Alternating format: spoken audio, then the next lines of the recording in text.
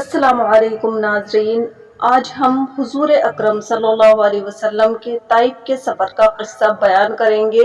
इंशाअल्लाह आपको पसंद आएगा। पसंद आए तो लाइक और शेयर ज़रूर कीजिएगा, साथ ही हमारे चैनल को सब्सक्राइब कर दीजिएगा। नबूवत मिल जाने के बाद 9 बरस तक नबी अकरम सल्लल्लाहु अलैहि वसल्लम मक्का मुकर्रमा में तबलीग फरमाते रहें और कौम की हिदायत और इस्लाह की कोशिश फरमाते रहें, लेकिन थोड़ी सी जमाअत के सिवा जो मुसलमान हो गई थी और थोड़े से ऐसे लोगों के अलावा जो बावजूद मुसलमान ना होने के आपकी मदद करते थे।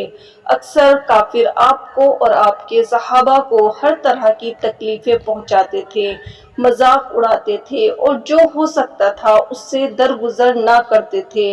हुजूर के चचा अबू तालिब भी उन्हीं नेक दिल लोगों में थे जो बावजूद मुसलमान ना होने के हुजूर की हर किस्म की मदद फरमाते थे। 10वें साल में जब अबू तालिब का भी इंतकाल हो गया तो काफिरों को और भी हर तरह खुले मुहार इस्लाम से रोकने और मुसलमानों को तकलीफ पहुंचाने का मौका मिला।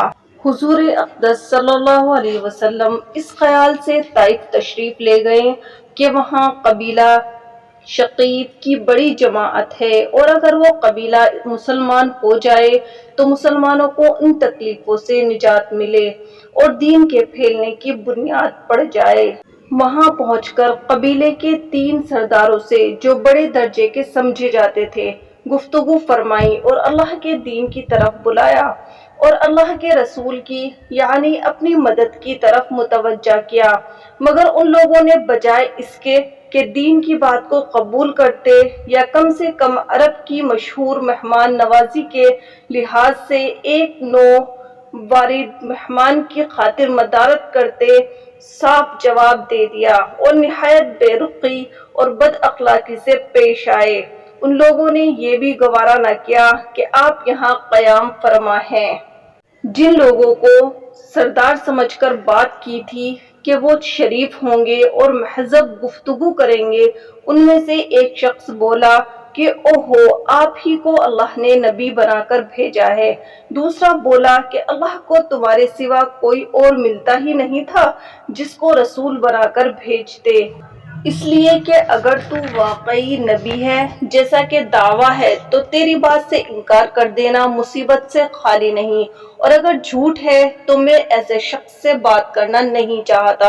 उसके बाद उन लोगों से नाउम्मीद होकर हुजूर अकरम सल्लल्लाहु अलैहि वसल्लम ने और लोगों से बात करने का इरादा फरमाया कि आप तो हिम्मत और इस्तक़लाल के पहाड़ थे, मगर किसी ने भी कबूल ना किया, बल्कि बजाय कबूल करने के हुजूर से कहा कि हमारे शहर से फौरन निकल जाओ और जहां तुम्हारी चाहत की जगह हो वहां चले जाओ।